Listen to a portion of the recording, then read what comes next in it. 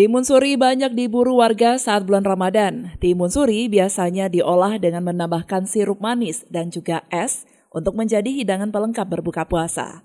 Di Kota Langsa, pemirsa, buah timun suri banyak ditemukan baik di warung maupun di pinggir jalan.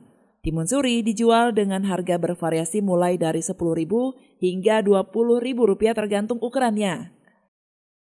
Salah seorang pedagang timun suri, Zakaria, menyebutkan hampir setiap tahun saat memasuki Ramadan ia menjual timun suri karena banyak diminati warga sebagai hidangan pelengkap berbuka puasa.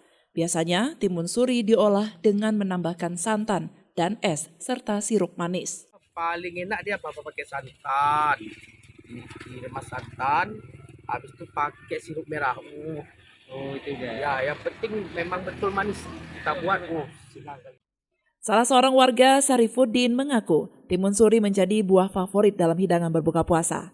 Menurutnya, mengkonsumsi timun suri banyak memberikan manfaat dan dapat menyegarkan tubuh. Karena waktu buka puasa dia juga pada segar ya kan, lebih tenaga kita lebih apa ya. Kadang-kadang pakai santan, ada yang pakai ya ada kan pakai gula, ada yang pakai kunyit. Gitu. Nah, dia banyak macam. Dari Langsa, Selina Novita melaporkan untuk Puja TV Aceh.